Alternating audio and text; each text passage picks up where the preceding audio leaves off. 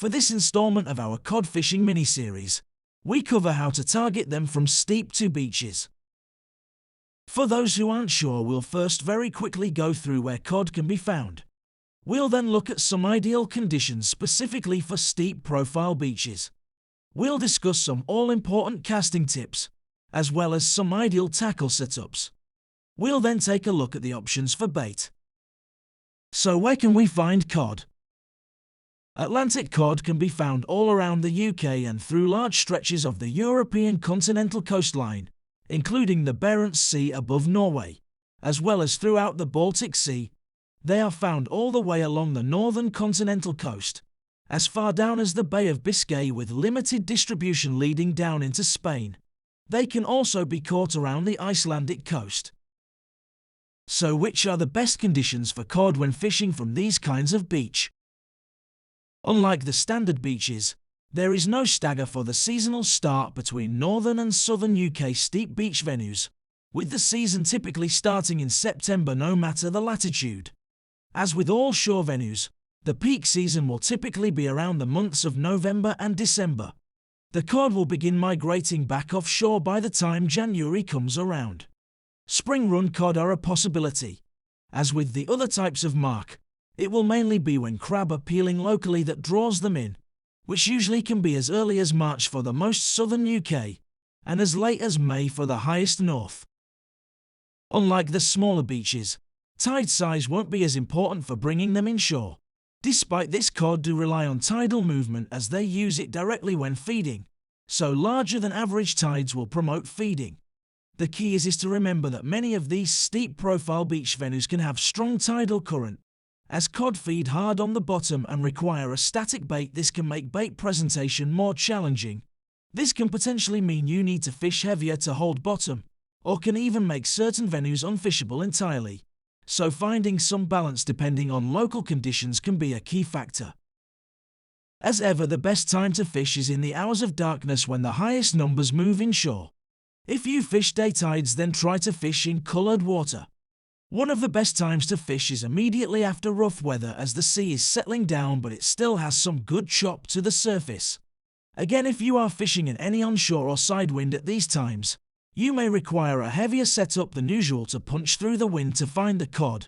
This may also again aid with bait presentation, keeping your baits nailed down in choppy conditions that can otherwise lift your baits off the seabed. One last important note: these steep venues can be dangerous to fish in particularly rough seas, as the back currents of the wave action on these venues can be particularly strong.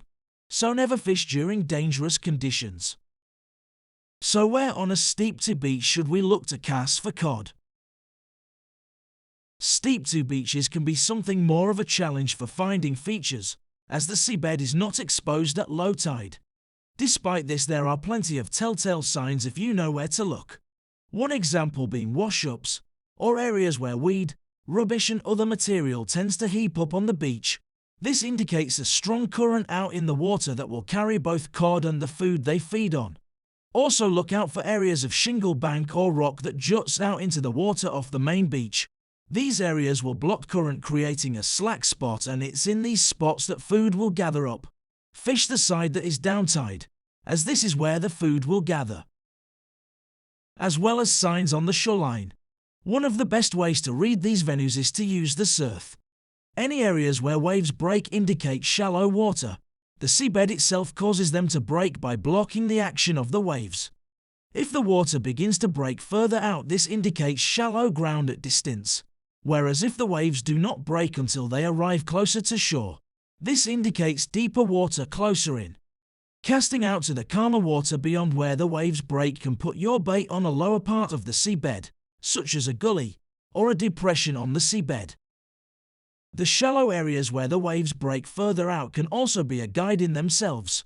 Casting either side of them can place your baits next to a sandbank or raised area of seabed, where food can be trapped outside of any side currents caused by the tide. An important fact to remember with any deep water style fishing: signs on the surface can often drift downtide of a feature from where they were originally made. This will be especially true in strong currents such as strong tidal venues, or during larger tides. So a good method is to include casting slightly uptide from the surface disturbance. This can sometimes be anywhere between 20 to 50 yards, depending on the type of surface disturbance and how strong the flow is on the day. Don't forget to also cast directly near to the surface disturbance as well, just to cover your ground. Let's look at an ideal tackle setup that would suit cod on these venues. We'll need a rod that can cast adequate weight to both hold bottom in the stronger current and also potentially punch baits through steady onshore winds. A beach caster rod that can cast up to 7 ounces would be fine, but a slightly heavier duty rod that can cast up to 8 ounces would be ideal just in case conditions demand on the day. As cod can potentially be in closer on these types of venue, rod length is not paramount. A 12 feet long rod fairly close in could catch you fish, but to cover all eventualities such as casting to features a little offshore, consider a longer rod. Keep in mind a lot of the longest continental style rods lack the casting weight power that may be required. Be sure to keep casting weight in mind. Main line of either mono or braid is fine with a breaking strain of around 18 pounds. Consider upping this to 25 pounds for braid. Use a tapered shock leader that has 10 pounds of breaking strain for each ounce of weight you intend to cast. When cod fishing, preventing baits from lifting off the seabed is paramount, so keeping your rod tips low on your tripod is advised. Though certain conditions such as strong current or weed may prevent you from being able to do this, so be aware. To further keep baits low, a short rig body of no more than 30 inches will prevent any excess lift of the bait, especially if you have to set your rod tips high. Use mono of between 60 to 70 pounds breaking strain depending on the weight you wish to cast. Short snoods of no more than 22 inches will also keep baits low. Be sure to use mono that's a minimum of 30 pounds breaking strain, as this will handle the typical sizes of shore-caught cod. For any areas where any kind of rough ground is present, consider using stronger snoods. For hooks, use a pennel setup of strong pattern hooks from size 3/0 to 4/0. Consider using a bait stop to prevent bait sliding up the line under force. A bait clip is a very wise choice to keep your cast streamlined. So what are our options for bait? Coders on any mark will not be fussy. Using big baits will help maximize your chances of the cod picking up the scent. Lugworm baits are arguably the most popular bait to use, whether they be black lug, blow lug or yellowtails. The blow lug and yellowtails are particularly effective in terms of the scent they release and not as expensive as peeler crab. Speaking of which though, peeler crab are considered a top bait for cod. Frozen peeler can work very well in the winter months, and fresh peeler can even be used when attempting to target the spring runs. Squid baits can also be effective and are brilliant for taking the force of a cast that is carrying heavy weight, especially at distance. You can even use squid wraps by wrapping your worm or crab baits using the skirt of the squid to better protect them during the cast or for when crabs are around feeding on baits. If you would like to know how to catch cod from your more shallower surf-style beaches, or you would like to know how to target them from rock marks, check out the links showing now. Be sure to hit subscribe to stay notified of new video uploads, and feel free to browse our channel page for lots of other videos on everything sea fishing. Simply click the channel name under the video window. Thanks again for watching. See you again soon.